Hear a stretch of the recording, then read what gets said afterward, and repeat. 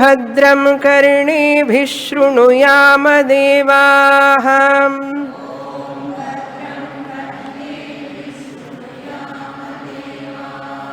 భద్రం పశ్యేమాక్షభిర్యజత్రాః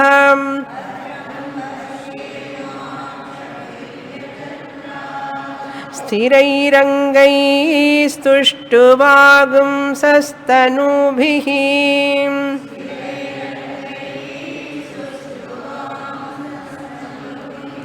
వ్యశేమ దేవహితం యదాయుః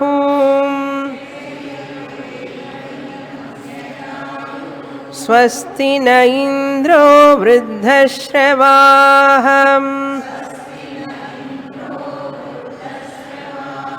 స్వస్తి నః పూషా విశ్వవేదాః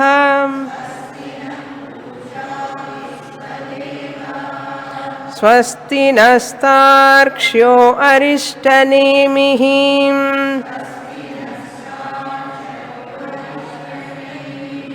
స్వస్తి నో బృహస్పతిర్దధాతు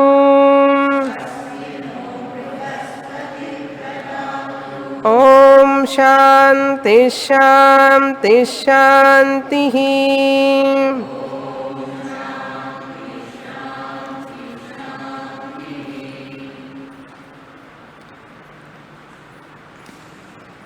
ఐదవ మంత్రం తిరిగి చెప్పండి.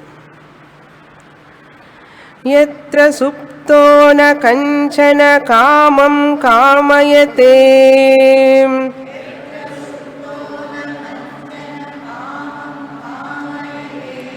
న కంచన స్వప్నం పశ్యతి తత్సుషుప్తం సుషుప్తస్థానః ఏకీభూతః ప్రజ్ఞానఘన ఏవ ఆనందమయః హ్యానందభుక్ చేతోముఖః ప్రాజ్ఞస్తృతీయః పాదః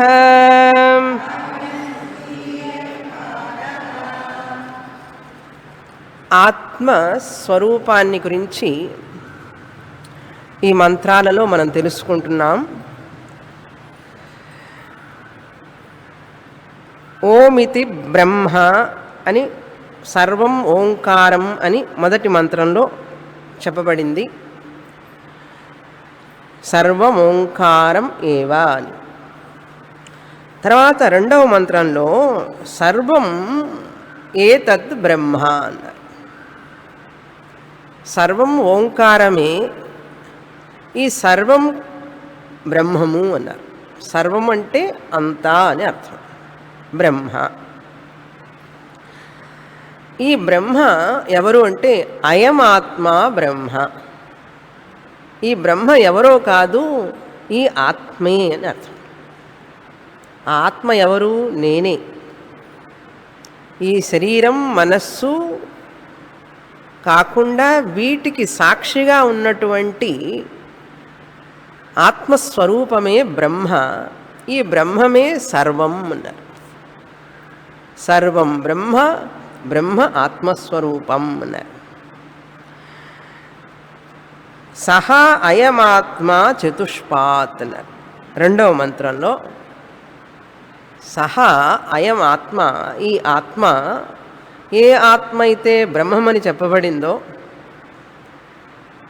ఏ బ్రహ్మమైతే సర్వం అంతటా ఉన్నాడు, అన్నీ తానై ఉన్నాడని చెప్పబడిందో, ఆ బ్రహ్మము చతుష్పాత్ అన్నాం.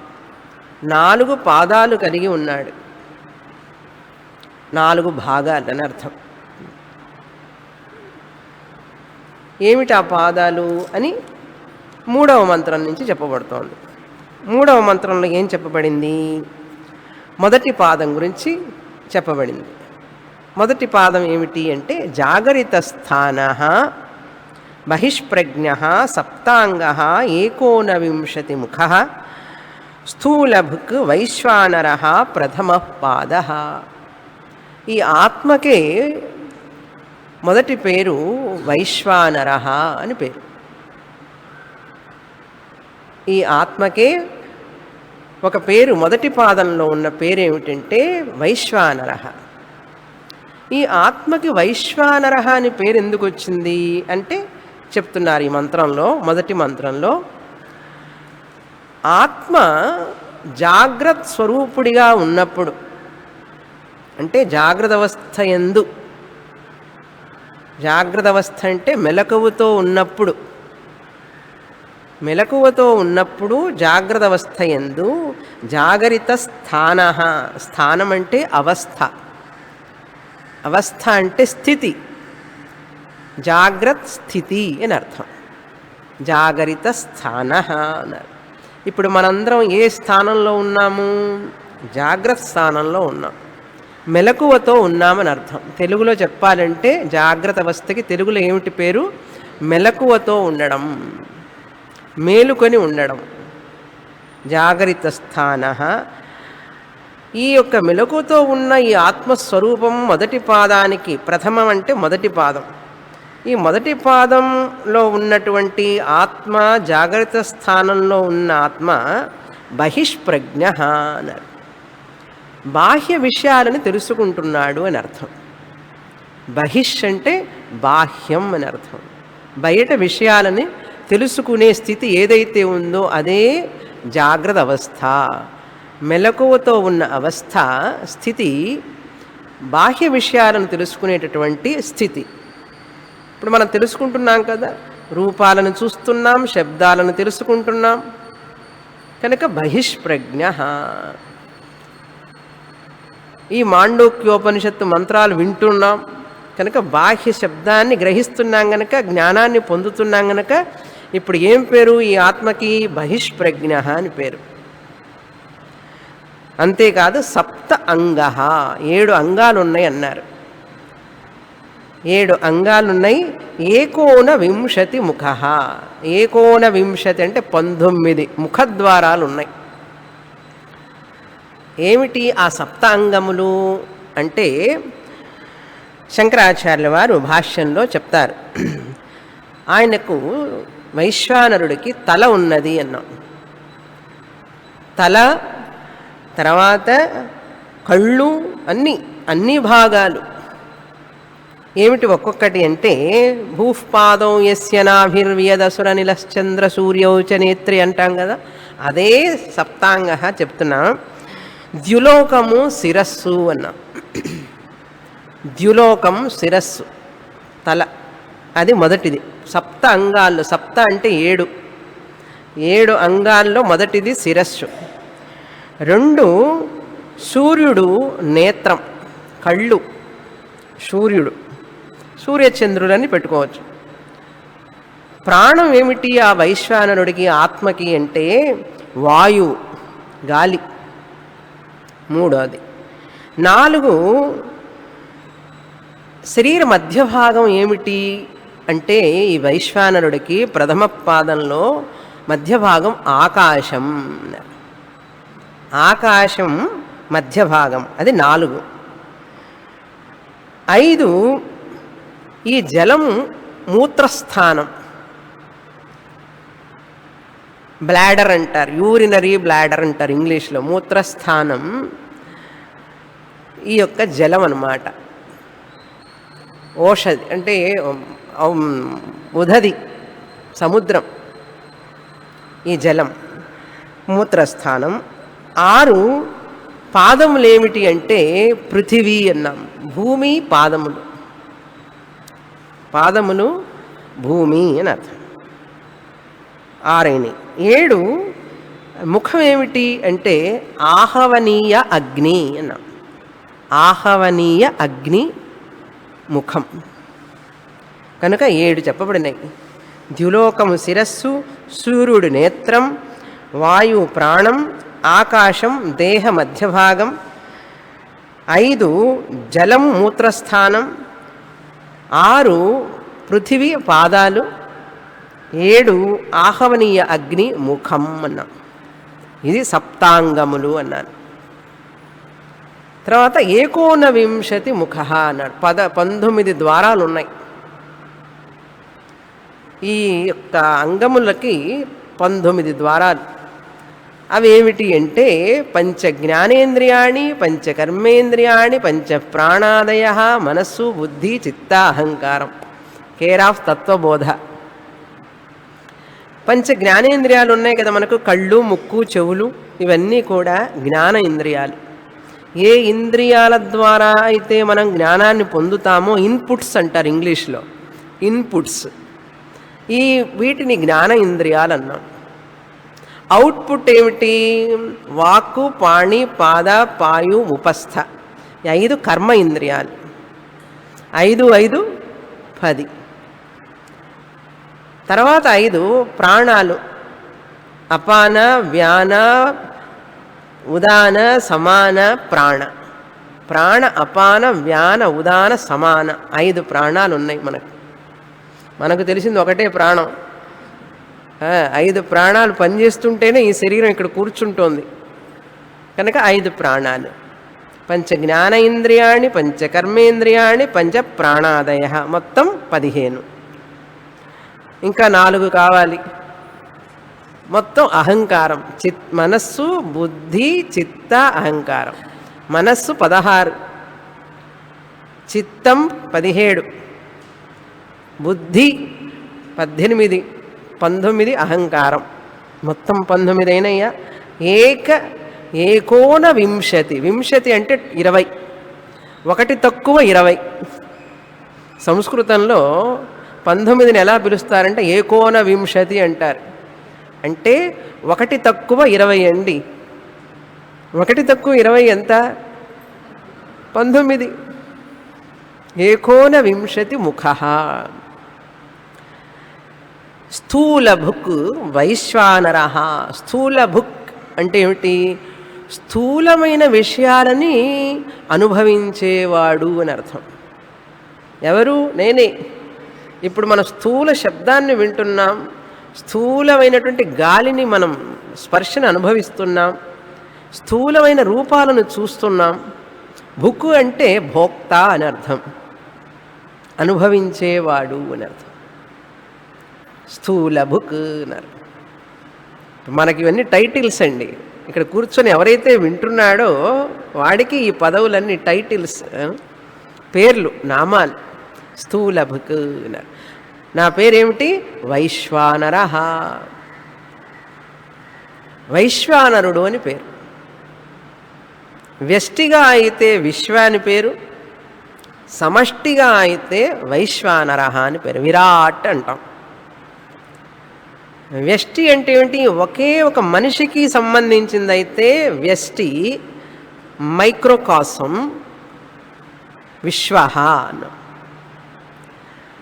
అంతా కలిపితే, ఒకే చోట కలిపితే మొత్తం అందరూ, అన్ని శరీరాలు అన్నీ ఒక చోట కనుక చేరిస్తే వైశ్వానర అని పేరు.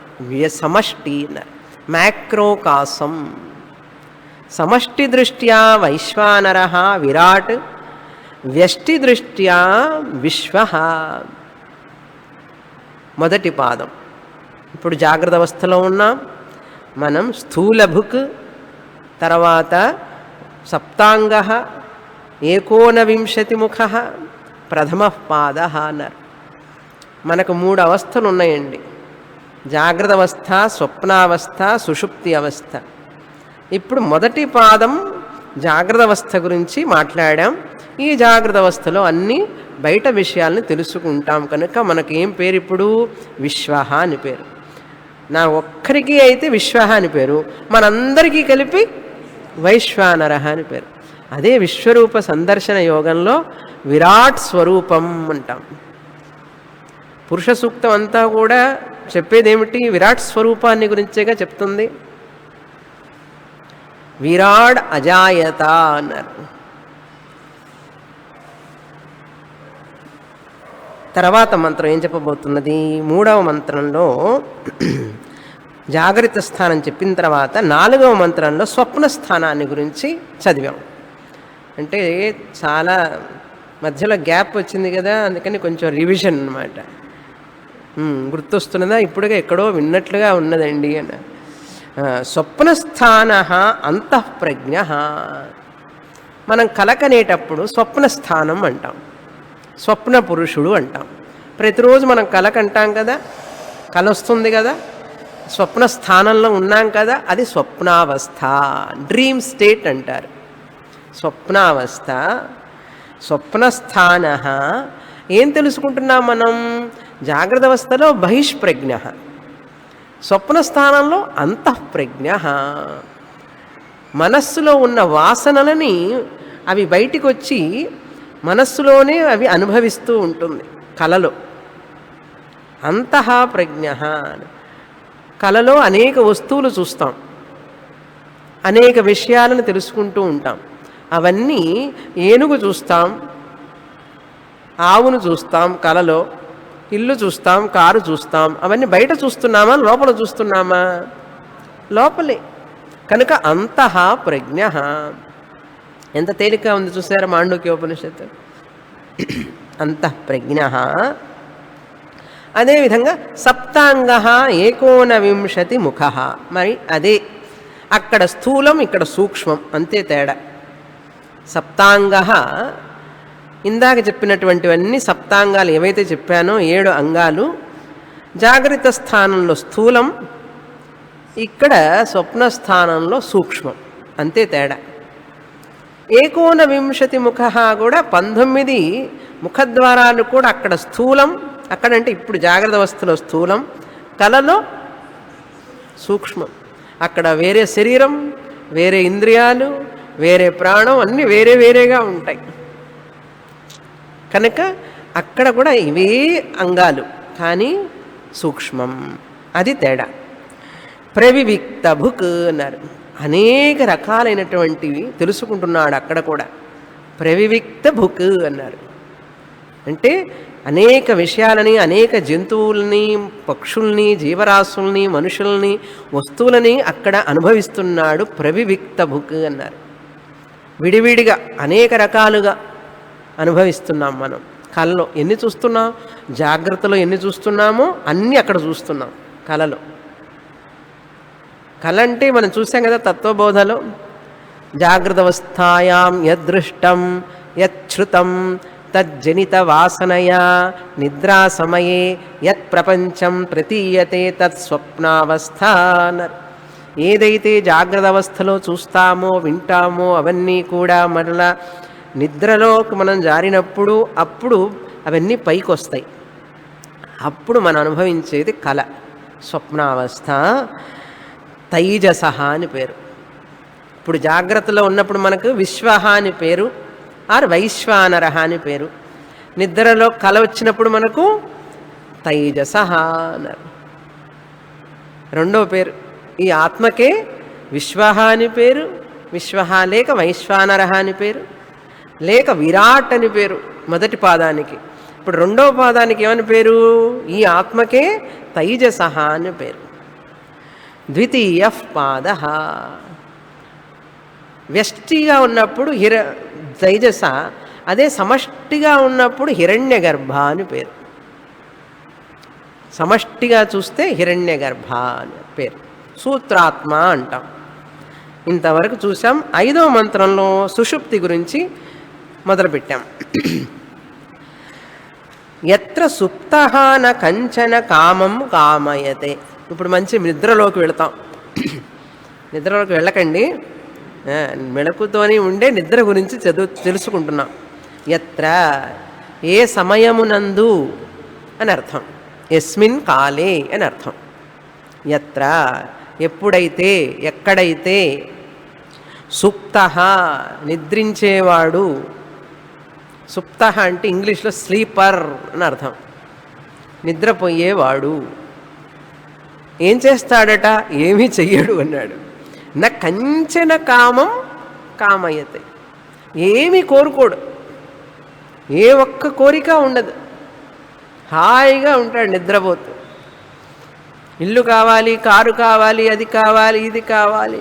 కంచన కామం కోరిక కామయతే అంటే కోరుకోడు.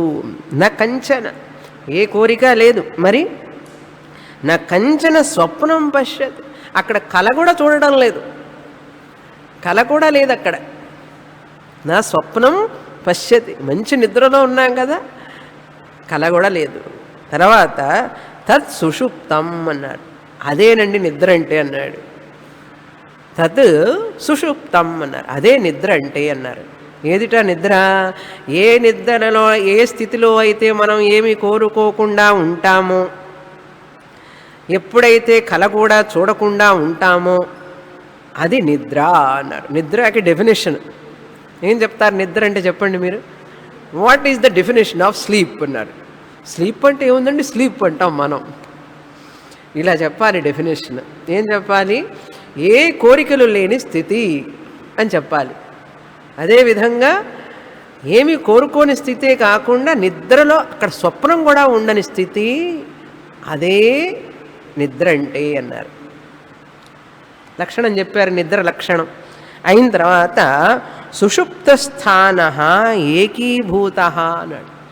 ఈ సుషుప్తి యందు నిద్ర యందు ఏకీభూత ఈ పంచజ్ఞానేంద్రియాలు, పంచకర్మేంద్రియాలు, పంచప్రాణాలు, మనసు, బుద్ధి, చిత్తం, అహంకార అన్నీ ఒకచోట కూర్చున్నాయిట, పని చేయకుండా రెస్ట్ తీసుకుంటున్నాయి. ఏకీభూత. మంచి నిద్రలో కళ్ళు చూడవు, చెవులు వినవు, ముక్కు వాసన చూడదు, శరీరానికి స్పర్శ కూడా తెలియదు, కాళ్ళు నడవవు, చేతులు పని రాయవు, పని చెయ్యవు, మలము విసర్జన ఇవన్నీ కూడా పనులు ఆగిపోయి ఉన్నాయి. ఏకీభూత. అందరూ ఒకేసారి సైలెంట్ అయిపోతారు నిద్రలో. అహంకారం, బుద్ధి, చిత్తం ఇవన్నీ కూడా ఏం పని చేయవు అక్కడ. ఏకీభూత. తర్వాత ప్రజ్ఞాన ఘన ఏవ. ప్రజ్ఞాన ఘన. ప్రజ్ఞాన ఘన అంటే ఏంటి? ఘనం అంటే ఏమిటి? అన్నీ కూడా ఒకే చోట ఉండడం అనమాట. ఘనం అంటారు దాన్ని. నీరు అక్కడక్కడ పోయే నీరు ఒకసారి ఐస్ అయిపోయింది అనుకోండి, ఘనీభవించడం అంటారు చూసారా? సాలిడ్ ఘనీభవాన్ని పొందడం, ఘనీభవించడం. ఎలాగైతే నీరు ఐస్ లాగా అయిపోయి గడ్డగట్టిందంటారు చూసారా? ఆ గడ్డగట్టడం అనే దాన్ని ఇక్కడ ఘనం అని పేరు. ఇక్కడ గట్టిగా అయిపోయినట్లుగా ఎట్లా ఉంటుందో విడివిడిగా తెలియకుండా ఉండడమే ఘనం అని అర్థం. అంటే ఏమిటి? ఇక్కడ ఇంద్రియాలు, మనసు, బుద్ధి, చిత్త, అహంకారం విడివిడిగా లేకుండా ఘనంగా ఉన్నాయి. ప్రజ్ఞాన ఘన అన్నారు. ప్రజ్ఞాన ఘన అంటే చైతన్యం మాత్రమే ఉంటుంది అని అర్థం. మరేమీ పనిచేయకుండా చైతన్యం మాత్రమే. అంటే ఏ విషయాలు తెలియకుండా తాను మాత్రమే ఉంటాడు. మనం ఉన్నామా లేవా నిద్రలో? ఎలా ఉన్నామంటే ఏమీ తెలుసుకోకుండా ఉన్నాం. ప్రజ్ఞాన ఘన ఏవ. నిద్రలో ఏ విషయాలు తెలుసుకోకుండా ఉన్నాము అని అర్థం. ఏ బాహ్య విషయాలు తెలియదు మనకు. అటువంటి స్థితిలో ఉండడమే ప్రజ్ఞానం ఘనం అని పేరు. అంటే ఏ జ్ఞానము లేదు, శబ్ద జ్ఞానము లేదు, స్పర్శ జ్ఞానము లేదు, రూపజ్ఞానము లేదు, వాసన లేదు, ఏమీ లేకుండా ఉన్నాం ఆ స్థితిలో. అందుకే నిద్ర లేచిన తర్వాత ఏం చెప్తాం? హాయిగా నిద్రపోయినా, నిన్న నిద్రలో నాకేమీ తెలియదు, అహం సుఖం అస్వాప్సం న కించిత్ అవేదేశం. మరి ఎవరు అక్కడ తెలుసుకుంటున్నాడు అంటే అక్కడ కారణ శరీరం అని పేరు. నిద్రలో కారణ శరీరం, స్వప్నంలో సూక్ష్మ శరీరం, మెలకువతో ఉన్నప్పుడు స్థూల శరీరం. కానీ నిద్రలో ఎవరు మెలకువతో ఉన్నారు అంటే కారణ శరీరం అన్నారు. నిద్రపోయేవాడికి కారణ శరీరం అని పేరు. మనందరం నిద్రలో ఉన్నప్పుడు మన శరీరానికి ఏమని పేరు? కారణ శరీరం, బీజ శరీరం అన్నారు. ఈ ఇంద్రియాల పని, ఈ వాసనలు, రుచి, శబ్ద అవన్నీ కూడా బీజ రూపంలో ఉంటాయి. పొటెన్షియల్ ఫామ్ అంటారు. అవన్నీ బీజ రూపంలో ఉంటాయి. ఉదయం లేవగానే మళ్ళీ బయటకు వస్తాయి అన్నీ. నిద్రపోయేటప్పుడు అన్నీ బీజ రూపంలో ఉంటాయి, ఘన రూపంలో ఉంటాయి. నిద్ర లేవగానే రూపజ్ఞానం, స్పర్శజ్ఞానం, శబ్దజ్ఞానం, రుచి జ్ఞానం, గంధ జ్ఞానం, అన్ని జ్ఞానాలు వస్తాయి. కాళ్ళు చేతులు ఊరికినే ఉండవు కదా, ఏదో ఒకటి చేయాలనిపిస్తుంది. కానీ నిద్రలో ఆ కారణ శరీరంలో అవన్నీ తెలుసుకుంటూ ఉంటుంది. కారణ శరీరం ఏమని, నేను హాయిగా నిద్రపోతున్నాను, నాకేమీ తెలియడం లేదు ఇప్పుడని కారణ శరీరం తెలుసుకుంటుందట. కారణ శరీరం తెలుసుకుంటుంది, కానీ రిజిస్టర్ చేసుకునేది కారణ శరీరం. చెప్పడానికి నోరు పనిచేయడంలే, చూడటానికి కళ్ళు పనిచేయడం లేదు. హాయిగా నిద్రపోయినాను అని చెప్పడానికి నోరు లేదు కనుక నోరు చెప్పదు, రిజిస్టర్ చేసుకుంటుంది. ఎవరు? కారణ శరీరం. దానికి ఎందుకండి కారణ శరీరం అని పేరు అంటే, స్థూల శరీరానికి సూక్ష్మ శరీరానికి రెండు కార్యాలవి. ఇవి పుట్టడానికి కారణం కనుక అది కారణ శరీరం అని పేరు. మెలకువ రాగానే స్థూల శరీర జ్ఞానం వచ్చేస్తుంది. నిద్రలో స్వప్నం రాగానే సూక్ష్మ శరీరం, మనస్సు యాక్టివ్గా ఉంటుంది. ఈ రెండిటికి కారణం కనుక అదికి కారణ శరీరం అని పేరు. ఆ కారణ శరీరం ఏం చేస్తుంది? అన్ని రిజిస్టర్ చేసుకుంటుంది, తనలోనే పెట్టుకుంటుంది అన్ని. మెలకువ రాగానే అంత స్థూల శరీరం, మళ్ళీ స్వప్నం రాగానే సూక్ష్మ శరీరం యాక్టివేట్. ఏమండి, మెలకువతో ఉన్నప్పుడు సూక్ష్మ శరీరం పనిచేయడం లేదా అని అడిగితే, సూక్ష్మ శరీరం పనిచేస్తుంది, కానీ స్థూల శరీరంతో పాటు పనిచేస్తున్నది కనుక, బాహ్య వస్తువులను చూస్తున్నది కనుక అప్పుడు స్వప్నం రాదు. అప్పుడప్పుడు క్లాసులో కూడా వస్తుంది స్వప్నం. మంచి నిద్ర వస్తుంది క్లాసులో, ఏం చేస్తాం? ఏమీ చేయలేం, వస్తుంది అంతే. అంటే ప్లాన్ వేసుకుంటామా ఏమిటి, ఫలానప్పుడు నాకు నిద్ర రావాలి అని ప్లాన్ వేసుకోం, వస్తుంది. ఇంకొక విషయం ఇక్కడ మనం గమనించాలి. మెలకువతో ఉన్న వ్యక్తి జాగ్రత్త అవస్థ నుంచి నిద్రకి వెళ్ళేటప్పుడు, నిద్ర నుంచి స్వప్నానికి వెళ్ళేటప్పుడు, నిద్ర ఉన్నదండి, నిద్రలోకి వెళ్ళడానికి ముందు మెలకువతో ఉన్నవాడు వెంటనే కల కనలేడు. పడుకోగానే కల వస్తున్నదా? Very logical point. మెలకువతో ఉన్నవాడికి వెంటనే కల రాదు. ఏమొస్తుంది? నిద్ర వస్తుంది. నిద్ర వచ్చిన తర్వాత కల వస్తుంది. కలగనేవాడు నేరుగా జాగ్రత్త అవస్థకి రాలేడు. కలకనేవాడు నేరుగా జాగ్రత్త అవస్థకి రాలేడు. కలకనేవాడు నిద్రలోకి జారి మళ్ళీ మెలకువ రావాలి. So waker to sleeper to dreamer, dreamer to sleeper to waker. Straight route లేదు. మెలకువలో నుంచి స్వప్నానికి దారి లేదు. మెలకువలో నుంచి మెలకువగా ఉన్నవాళ్ళం జాగ్రత్త నుంచి సుషుప్తికి, సుషుప్తు నుంచి స్వప్నానికి. అంటే స్వప్నం నుంచి కల రాగానే టక్కున లేచి కూర్చుంటామా ఏమిటి? ఏమంటే కల వచ్చింది టక్కున లేచానంటాడు. టక్కున నువ్వు లేచినా నీకు కనపడుతుంది, అట్లా అనిపిస్తుంది, కానీ నువ్వు టక్కున ఏం లేవలేవు. నిద్రలోకి జారి ఒక సెకండ్ అయినా సరే ఆ నిద్రలోకి జారి నిద్రలో నుంచి బయటికి రావాలి. ఇవన్నీ మనకు తెలియదు కదా, ఉపనిషత్తు చెప్తోంది. అథర్వణ వేద ఉపనిషత్తు చెప్తోంది. నిద్రపోయే వాళ్ళం మనకేం తెలుస్తుంది, కలగనే వాళ్ళం మనకేం తెలుస్తుంది. మరి ఉపనిషత్తుకి ఎలా తెలుసు అన్నారు? అదే ఉపనిషత్తు గొప్పదనం. మంత్రాలు చెప్పబడినాయి. ఈ విషయాన్ని మనం గుర్తుంచుకోవాలి ఇక్కడ. కనుక ఏకీభూత ప్రజ్ఞానఘన ఏవ. తర్వాత ఆనందమయ. నిద్రలో ఆనందాన్ని అనుభవిస్తున్నాం కదా. అహం సుఖం అస్వాప్సం న కించిత్ అవేదిషం. సుఖం అస్వాప్సం, నేను సుఖాన్ని అనుభవించాను. ఉదయాన్నే నిద్ర లేవగానే ముఖం చూసుకుంటాం అద్దంలో, ఫ్రెష్గా ఉందా లేదా అని. బాగా నిద్రపోతే ఫ్రెష్గా ఉంటుంది, బాగా నిద్రపోకపోతే టయర్డ్గా ఉంటుంది. హాయిగా నిద్రపోయినానంటాం. ఏమంటాం? హాయిగా. వాట్ ఈజ్ హాయిగా? హాయిగా నిద్రపోయినాం. ఎలా చెప్తాము చూడండి. చెప్పడం కూడా అది చెప్పుకోవడంలో ఒక ఆనందం. హాయిగా నిద్రపోయినాను అంటే ఏ డిస్టర్బెన్స్ లేదు, అందరు ఊరికి వెళ్ళారు, హాయిగా నిద్రపోయినాను అన్నాడు. ఒళ్ళు మరిచి నిద్రపోయినాను, హాయిగా నిద్రపోయినానంటే ఏమిటి అర్థం?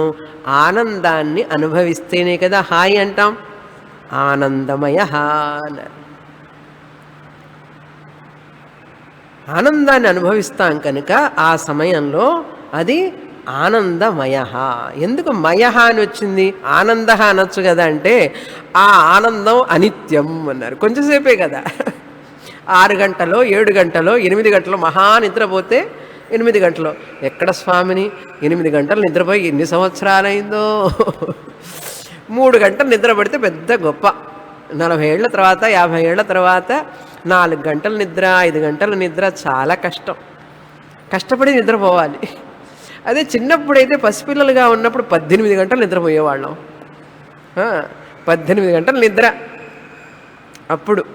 కనుక ఆనందమయ అన్నప్పుడు అక్కడ అనుభవించే ఆనందం తాత్కాలికం కనుక ఆనందమయ అని పేరు. అనిత్యం. అది కొన్ని గంటలు మాత్రమే ఉంటుంది. అది స్వరూప ఆనందం కాదు. ఎందుకంటే అక్కడ అజ్ఞానం ఉన్నది. నిద్రలో అజ్ఞానం ఉంది కనుక అది ఆనందమయ. మయ అంటే వికారాన్ని చెందుతుంది. మయట్ వికారార్థే మయట్ అన్నారు. వికారం చెందుతుందంటే మెళకు రాగానే ఆ ఆనందం పోతుంది. అందుకే అందరం నిద్రపోవడానికి ఇష్టపడతాం, నిద్రలో నుంచి లేవడానికి ఇష్టపడం. ఎలా తెలుసు అంటే అలారం పెట్టిన తర్వాత మళ్ళీ దాన్ని ఆపేసైనా పడుకుంటాం.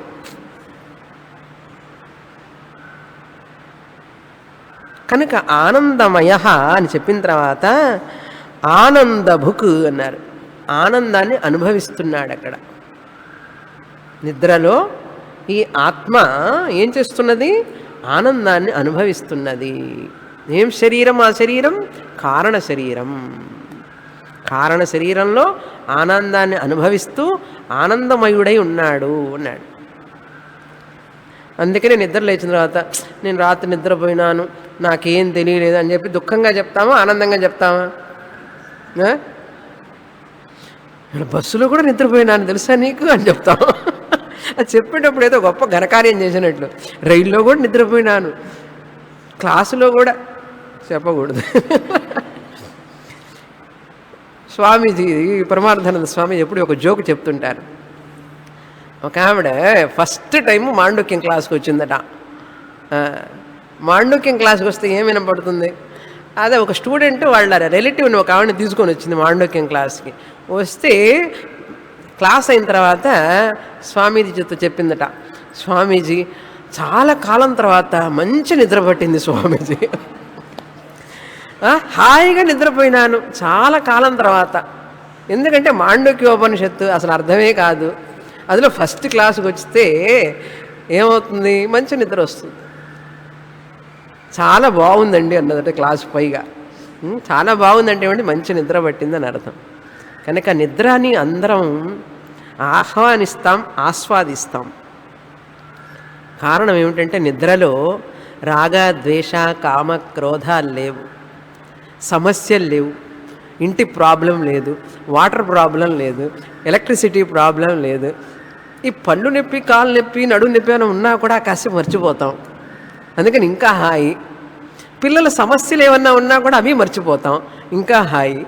నిద్రలో అన్నీ మర్చిపోతాము కనుక హాయిగా ఉంటుంది. ఆనందభుక్ చేతో ముఖ అన్నారు. చేతో ముఖ అనేది ఒక టెక్నికల్ పదం. ముఖ అంటే ద్వారము అని అర్థం. చేత అంటే జాగ్రత్త స్వప్నములకు రావడానికి ఒక ద్వారం అన్నారు. ఇందాక చెప్పాను కదా, స్వప్నంలోకి వెళ్ళాలి అంటే మెలకువతో నేరుగా స్వప్నానికి వెళ్ళలేవు, నిద్ర ద్వారా వెళ్ళాలి. అదేవిధంగా స్వప్నంలో నుంచి మళ్ళీ మెలకువకి రావాలి అంటే నేరుగా రాకుండా నిద్ర ద్వారా రావాలి. కనుక ఆ కారణ శరీరానికి ఏం పేరు? చేతో ముఖ అన్నారు. జాగ్రత్త స్వప్నములకు ద్వారం అని అర్థం. జాగ్రత్త నుంచి స్వప్నానికి వెళ్ళాలంటే నిద్ర ద్వారం, స్వప్నాన్ని నుంచి జాగ్రత్తకి రావాలంటే నిద్రయే ద్వారం. కనుక ఏం పేరు? చేతో ముఖ అన్నారు. ఇప్పుడు ఎన్ని శరీరాలు చూసారా? స్థూల శరీరంలో ఉన్నప్పుడు, జాగ్రత్త అవస్థలో ఉన్నప్పుడు నాకు వైశ్వానరుడు అని పేరు, స్వప్నానికి వెళ్ళినప్పుడు నాకు తైజస్సుడని పేరు, సూక్ష్మ శరీరాన్ని అక్కడ నేను పొందుతాను. ఈ ఆత్మకే మొదటి పాదం, ప్రథమ పాదం జాగ్రత్త అవస్థ వైశ్వానర, విశ్వ లేక వైశ్వానర. ఈ ఆత్మకే మరొక పేరు తైజస, స్వప్నస్థానం, నిద్రలో కలకనేటప్పుడు. అన్ని అంగాలు ఉన్నాయి కానీ స్వప్నంలో అవి పనిచేయు, వేరే అంగాలతో పనిచేస్తుంది. జాగ్రత్త అవస్థలో ఇవన్నీ బాహ్యంగా పనిచేస్తూ ఉంటాయి, కానీ నిద్రలో ఏమీ పనిచేయవు. పనిచేయవు అసలు నిజంగా పని చేయకుండా పోతాయా? అట్లయితే నిద్రపోతామా మనం అసలు? ఒకవేళ నిద్రపోగానే చేతులు కాళ్ళు రేపొద్దున పని చేయవు, ఈ కళ్ళు చూడవు, చెవులు వినవు అంటే ఎవరైనా నిద్రపోతారండి? మెలకుతో కూర్చున్నా అట్లాగే. స్వామీజీ జోక్ చెప్తారు, ఆ కారప్పొడిన కళ్ళల్లో వేసుకొని మెలకుతో కూర్చుంటాట. నిద్ర రాకుండా ఉండడానికి కష్టపడతాడు అప్పుడు. ఎందుకంటే యాండు పొద్దున్నే ఏమైపోతామో ఏమో అని. ఏమీ కాము కనుకనే అందరం హాయిగా నిద్రపోతున్నాం. పొద్దున్నే లేవగానే టిప్ టాప్గా కళ్ళు పనిచేస్తాయి, ముక్కు పనిచేస్తుంది, చెవులు పనిచేస్తాయి, చేతులు పనిచేస్తాయి, కాళ్ళు పనిచేస్తాయి, అన్నీ పనిచేస్తాయి. ఆహా! అందుకని షూర్గా నైట్కి మళ్ళీ బెడ్ రెడీ అన్నారు, మళ్ళీ ఉదయాన్నే రెడీ అన్నారు. కనుక ఏం పేరు? నా పేరు చేతోముఖ ప్రాజ్ఞ. మూడో పేరు తృతీయ పాద, మూడో పాదం. మొత్తం ఎన్ని పాదాలు? అండ్ 2 పాదాలే కాదండి అనకండి, మనకు 2 పాదాలే కదా, మన పాదాల గురించి చెప్పడం లేదు. ఆత్మకి 4 పాదాలు, ఈ శరీరానికి 2 పాదాలండి, 2 కాళ్ళు. పాదం అంటే కాళ్ళు. శరీరానికి, స్థూల శరీరానికి 2 కాళ్ళు, కానీ ఆత్మకి 4 కాళ్ళు, కాళ్ళ లాంటి కాళ్ళు. ఓకే, పాదము అంటే భాగములు. మొదటి భాగం పేరు విశ్వ, రెండవ పాదం పేరు తైజస. కారణ శరీరంతో ఉన్నప్పుడు ఆత్మ, కారణ శరీరం సంబంధి అయినప్పుడు ప్రాజ్ఞ. ప్రాజ్ఞ అంటే ఏమిటి అంటే, వ్యష్టి దృష్టితో చూస్తే చాలా భిన్న అభిప్రాయాలు ఉన్నాయి ప్రాజ్ఞ గురించి. చాలామంది చెప్తారు, నేను కూడా ఎప్పుడైనా చెప్పుండొచ్చు ఇంతకుముందు, ప్రాజ్ఞ అంటే అజ్ఞుడు అని అర్థం. ఏమి తెలియదు కదండి నిద్రలో. ప్రకర్షేణ అజ్ఞ ప్రాజ్ఞ అంటాం. అది కాదట అసలు. నిద్రలో ఏమీ తెలియకుండా ఉండడం, అజ్ఞుడుగా ఉండడం అనేది ప్రాజ్ఞ. ఏమీ తెలియకుండా ఉండడం ప్రాజ్ఞ అన్నారు. శంకరాచార్యుల వారు చెప్తారు, కామెంటరీ రాసేవాళ్ళు చెప్తారు, ప్రాజ్ఞ అంటే అది కాదు అర్థం. ఏమీ పని చేయకపోయినా సరే తెలుసుకునేవాడు ఒకడు ఉన్నాడు, ప్రకర్షేణ ఆసమంతాత్ జ్ఞాయతే ఇది ప్రాజ్ఞ అన్నాడు. చూడండి ఎంత కష్టమో. ఒక్కొక్క పదం అజ్ఞ అని చెప్తే ఏమి తెలియనివాడు. నిజమే కదండి, నిద్రలో ఏం తెలియదు కదా. అబ్బాయి తెలీదు, అమ్మాయి తెలీదు, ఇల్లు తెలీదు, కారు తెలీదు, శరీరం తెలియదు, అజ్ఞుడినే కదా. వెంటనే ఇమీడియట్ మీనింగ్ మనం అనుకుంటాం అది. కానీ ఇంకా కొంచెం ఆలోచించి నిగూఢంగా చూస్తే నిద్రలో అన్నీ తెలుసుకోకపోతున్నప్పటికీ కూడా, ఇంద్రియాలు పనిచేయకపోతున్నప్పటికీ కూడా నేను హాయిగా నిద్రిస్తున్నాను అనే విషయం కారణ శరీరం గ్రహిస్తున్నది. ఏమీ తెలియడం లేదు అనే విషయం కారణ శరీరం గ్రహిస్తున్నది అక్కడ. అందుకే మెలకువ వచ్చిన తర్వాత నాకేమీ తెలియలేదు అని కూడా చెప్తున్నారు. ఏమీ తెలియలేదు అని తెలుసు ఎవరికండి? ఏమీ తెలియలేదు నాకు, నా కించిద్ అవేదిషం, నాకేమీ తెలియలేదు నిద్రలో, ఒళ్ళు మరిచి నిద్రపోయినాను అని చెప్తున్నవాడు తెలుసుకున్నవాడే కదా. నాకు ఏమీ తెలియదని తెలుసు. I know that I don't know anything. I know that I don't know anything. నాకు తెలుసు, నాకు ఏమీ తెలియదని నాకు తెలుసు. ఎప్పుడు? క్లాసులో కాదండి, నిద్రలో. క్లాసులో అయితే కష్టం, గురువుగారికి కష్టం. ఓకే, నిద్రలో నాకు ఏమీ తెలియదని నాకు తెలుసు. అది ప్రాజ్ఞ. ప్రకర్షేణ ఆసమంతాత్ ఏమీ తెలియడం లేదు అని తెలుసుకునేవాడు ఒకడు ఉన్నాడు కనుక ప్రాజ్ఞ అని పేరు. ఇది వ్యష్టి దృష్ట్యా. సమష్టి దృష్ట్యా చూస్తే ప్రాజ్ఞుడికే సర్వజ్ఞ అని పేరు. అన్ని శరీరాలలో కారణ శరీరుడిగా ఉండి తెలుసుకుంటున్నాడు గనక ప్రాజ్ఞ అంటే సర్వజ్ఞ, అన్నీ తెలుసుకున్నవాడు. కారణ ఆత్మ. కారణ ఆత్మ పేరేమిటి? ప్రాజ్ఞ అంటే అంతర్యామి అని పేరు. సమష్టిలో ఉంటే అంతర్యామి. ఇప్పుడు రెండు పేర్లు తెలుసుకోవాలి మీరు. వ్యష్టి, సమష్టి, మైక్రో, మ్యాక్రో. ఒకటే ఆత్మ. ఏ ఆత్మ? బ్రహ్మ. బ్రహ్మకే ఆత్మ అని పేరు. ఈ ఆత్మకి 3 స్థితులండి, 3 పేర్లు. వ్యష్టి దృష్ట్యా 3 పేర్లు, సమష్టి దృష్ట్యా 3 పేర్లు. వ్యష్టి దృష్ట్యా, మైక్రో దృష్ట్యా విశ్వ, తైజస, ప్రాజ్ఞ. విశ్వ అంటే ఏ అవస్థ? అంతలోనే మర్చిపోలేదు కదా. విశ్వడికి ఏం అవస్థ? జాగ్రత్త అవస్థ. తైజసుడికి ఏం అవస్థలో ఉంటాడు? స్వప్నావస్థలో ఉంటాడు. తర్వాత ప్రాజ్ఞుడు ఏ అవస్థలో ఉంటాడు? ఆత్మ కారణ శరీరావస్థలో ఉంటారు, సుషుప్తి అవస్థలో ఉంటాడు. స్థూల శరీర, సూక్ష్మ శరీర, కారణ శరీర, జాగ్రత్త, స్వప్న, సుషుప్తి, విశ్వ, తైజస, ప్రాజ్ఞ. అదేవిధంగా సమష్టిలో కూడా 3 పేర్లు. అదే ఆత్మకి టోటల్గా ఆలోచిస్తే 3 పేర్లు మళ్ళీ. ఇక్కడ విశ్వ అయితే ఇక్కడ విరాట్. వ్యష్టిలో విశ్వ అయితే సమష్టిలో ఆత్మకి ఏం పేరు? విరాట్. ఎందుకంటే సమష్టి సమష్టి అంటారు. మనందరి శరీరాలు కనిపితే సమష్టే కదా. ఒంటరిగా ఉంటే ఒంటిగట్ట అంటారు చూసారా. ఒంటరిగా ఉంటే వాడికి విశ్వడు అని పేరు. అన్ని శరీరాలు కలిపితే విరాట్ అని పేరు. జంతువులు, పక్షులు, క్రిమి కీటకాలు అన్ని శరీరాలు అన్నీ ఒక చోట చేరిస్తే విరాట్. సో విశ్వ విరాట్. తేజస్సుడికి సమష్టిలో పేరు హిరణ్యగర్భ. ప్రాజ్ఞుడికి వ్యష్టిలో పేరు, సమష్టిలో ఈశ్వర, అంతర్యామి, ఈశ్వర. ఇక్కడ 3 పేర్లు, ఇక్కడ 3 పేర్లు. ఈ 3 3 6 పేర్లు. 6 పేర్లు ఎవరికి? ఇప్పుడు నీరుందండి, జలం, వాటర్. నీటికి సముద్రం అన్నాం, ఓషన్ అన్నారు. సముద్రం అనే వస్తువు ఒకటి ఉన్నదా? ఓషన్, సముద్రం అనే ఒక వస్తువు ఉన్నదా? ఓషన్ అంటే ఏమిటండి? నీరు, జలం. జలమే ఓషన్ అని పేరు. దానికి ఏం పేరు? అల అని పేరు పెడతాం. అల అనేటువంటి వస్తువు ఒకటి ఉన్నదా?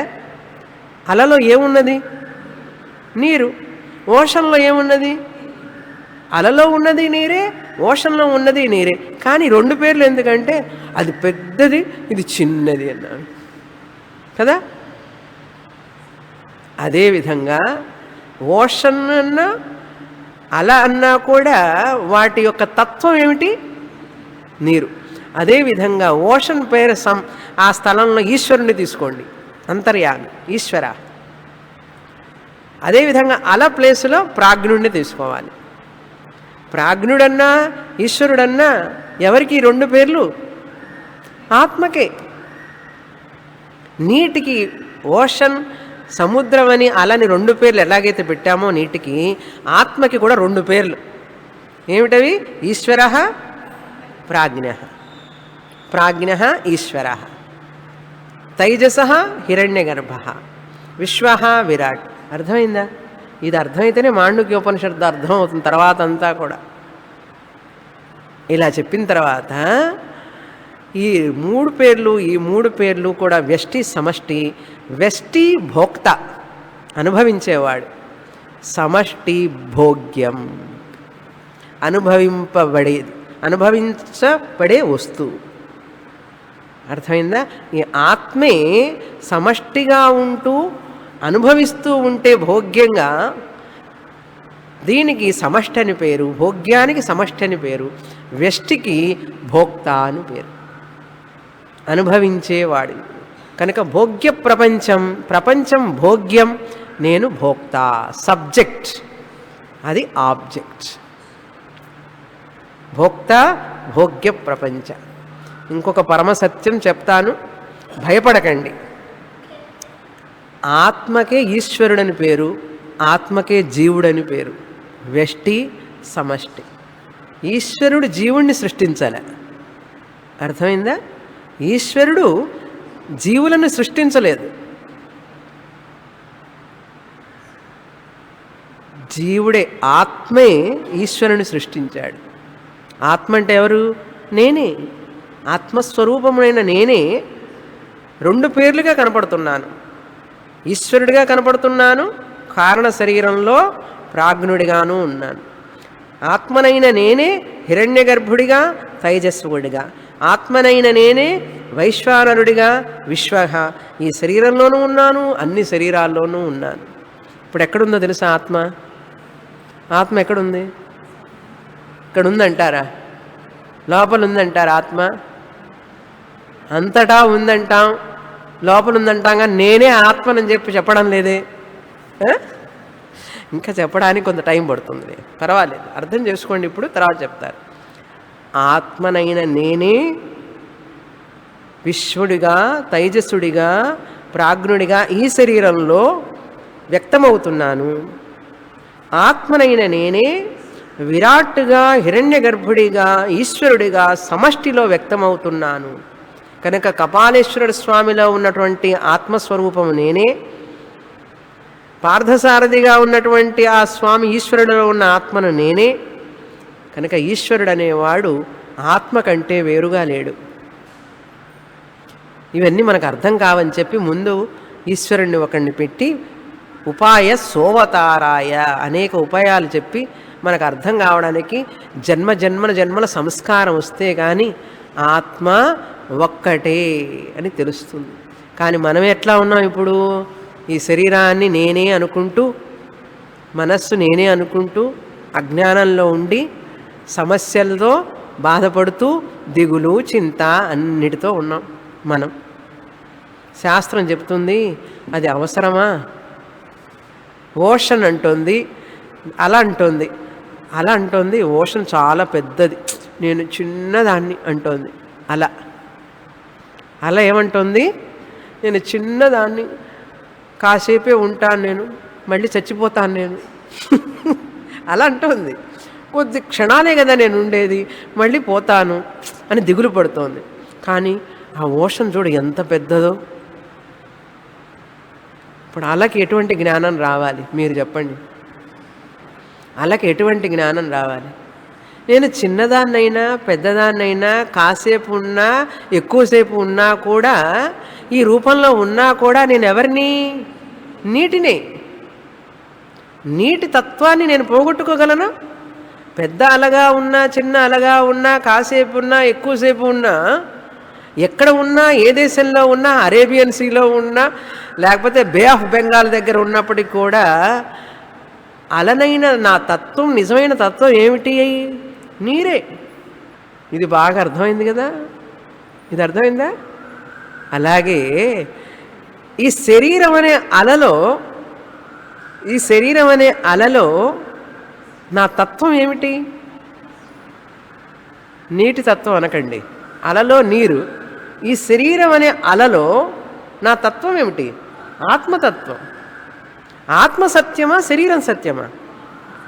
నీరు సత్యమా, అల సత్యమా? నీరు సత్యం. సముద్రం సత్యమా, నీరు సత్యమా? నీరే సత్యం. శరీరం అనే అల సత్యమా, ఆత్మ సత్యమా అంటే ఆత్మే సత్యం. ఈశ్వరుడు సత్యమా, ఆత్మ సత్యమా? అప్పుడు ఈశ్వరుడు ఏమిటి? రాముడు, కృష్ణుడు, శివుడు, దేవి, అయ్యప్ప, గురువాయూరప్ప వీళ్ళందరూ ఎవరంటే ఆత్మే. ఎన్ని ఆత్మలు ఉన్నాయండి? ఎన్ని నీళ్లున్నాయి? ఎన్ని అలలో ఉండొచ్చు? సముద్రాలు కూడా అక్కడ ఇక్కడ పెద్ద పెద్దగా పేర్లుగా పెట్టుకో ఉండొచ్చు. కానీ ఎన్ని నీళ్లు ఉన్నాయి చెప్పండి మీరు? ఒక్కటే నీరు. నీరు ఒక్కటే. అదేవిధంగా ఆత్మ ఒక్కటే. ఇది ఒక వారం అంతా గుర్తుపెట్టుకోవాలి మీరు. మళ్ళీ వచ్చే వారానికి ఫ్రెష్గా రాకూడదు. ఈ మొత్తాన్ని తలుచుకొని రావాలి. కనుక ఇప్పుడు నేను ఎవరినంటే ఆత్మనే అనేక శరీరాలుగా అనేక రూపాల్లో వ్యక్తమవుతున్నాను. ఈశ్వరుడిగా కూడా వ్యక్తమవుతున్నాను. ఆత్మస్వరూపమైన నేనే. ఆత్మ కాకుండా ఈశ్వరుడు అనేవాడు లేడు. అజ్ఞానుల కోసం, వేదాంతం చదవని వాళ్ళ కోసం, పుణ్యం చేసుకొని వాళ్ళ కోసం ఆ ఈశ్వరుడు అనేవాడు కావాలి. పూజ కావాలి, వాళ్ళకి జపం కావాలి. అలా చెయ్యగా చెయ్యగా చెయ్యగా వాళ్ళు ఈశ్వరుడు వారి తత్వమే అని తెలుసుకుంటారు. ఇదే జీవాత్మ పరమాత్మ ఐక్యం. అలా సముద్రం ఐక్యం అయిందా లేదా? అలా నీరు, సముద్రము నీరు, ఇదే ఐక్యం. ఐక్యమేనా కాదా? జ్ఞానం.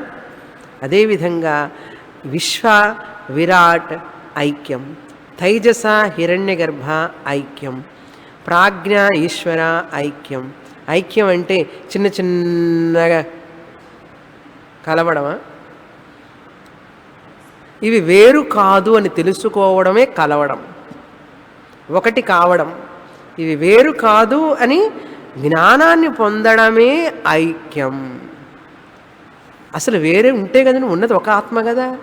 జీవాత్మ పరమాత్మ ఇరండర్ కలందార్. సంస్కృతం తమిళంలో చెప్తారు ఇరండర్ కలందార్. జీవాత్మ చిన్న చిన్నగా పోయి పరమాత్మలో చేరాడు. సినిమాలో చూపిస్తాడు కదా, ఈయన చనిపోగానే ఆ దీపం మ్యూజిక్ వెనకాల బ్యాక్గ్రౌండ్, ఆ లైట్ చిన్నగా వెళ్ళి వెళ్ళి వెళ్ళి వెళ్ళి అప్పుడు డాల్న డోర్స్ తెరుచుకుంటాయి, తలుపులు. ఆ దేవాలయ తలుపులు తెరుచుకోగానే అదొక మ్యూజిక్. ఇక్కడేం మ్యూజిక్ లేదు వేయడానికి. తెరుచుకోగానే అప్పుడేమవుతుంది, ఈ జ్యోతి చిన్నగా వెళ్ళి ఆ శివలింగంలో కలిసిపోతే అప్పుడు ఇట్లా కూర్చుంటాడు భక్తుడు. ఇవన్నీ ఎవరికి తెలుసా? చిన్నపిల్లలకి చెప్పే కథలు ఇవి. మీరు చిన్నపిల్లలా పెద్దవాళ్ళ? కనుక మానసిక పరిపక్వత ఉన్న వాళ్ళకి ఈ విషయాలన్నీ. అజ్ఞానులు మానసిక పరిపక్వత లేని వాళ్ళకి అర్థం కాదు. అందుకని ఉపనిషత్తు ఒక్కొక్కటిగా చదువుకుంటూ భగవద్గీత చదువుకుంటూ వచ్చి మనం అది గ్రహించగలిగిన స్థితిలో వచ్చినప్పుడే మనకు సుఖం, శాంతి. అంతేకాని నేను ఒక జీవుణ్ణి, నేను పాపం చేశాను, నా కర్మలు ఉన్నాయి, ఆ భగవంతుడు నన్ను శిక్షిస్తున్నాడు, నన్ను ఆయన పరీక్ష పెడుతున్నాడు. ఎవరండి? భగవంతుడు పరీక్ష పెట్టడానికే వచ్చాడు నిన్ను? ఆయన ఎగ్జామినర్. పరీక్ష పెడుతున్నాడంటే ఆయన ఎగ్జామినర్. నేనేమో స్టూడెంట్ని, ఎగ్జామ్ రాస్తున్నాను. అందుకని దుఃఖం పోదు. మనిషికి దుఃఖానికి కారణం ఏమిటో తెలిసిందా ఇప్పుడు? ఈ అజ్ఞానమే.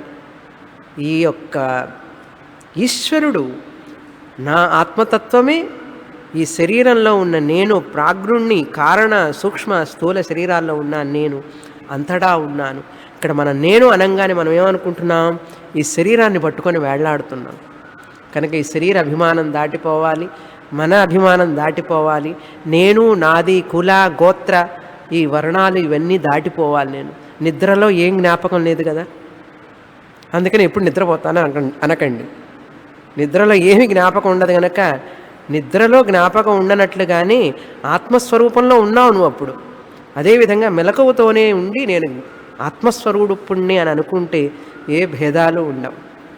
భేదాలు లేని చోట దుఃఖం ఉండదు, భేదం ఉంటే దుఃఖం ఉంటుంది. అంతా ఆత్మస్వరూపం అన్న చోట దుఃఖం లేదు. ఇప్పుడు మీరు ఆత్మ అనే జ్ఞానం మీరు మర్చిపోయినారంటే దుఃఖం మొలకెత్తుతుంది. లేదు, నేను ఈ శరీరాన్ని కాదు, నేను అన్ని శరీరాల్లో ఉన్నాను, నాకు ఎటువంటి భేద బుద్ధి లేదు, అత్తగారు మామగారు కోడలు కూతురు కొడుకు అనే భేద దృష్టి లేదు నాకు. శరీరాలు వేరవచ్చు, కానీ అన్నింటిలోనూ నేనే ఉన్నాను అని అనుకున్నప్పుడు దుఃఖం ఉండదు. కనుక దుఃఖం ఎక్కడ ఉంది చెప్పండి ఇప్పుడు? మనలో ఉంది. మన మనస్సు అజ్ఞానంలో ఉన్నంతసేపు దుఃఖం ఉంటుంది.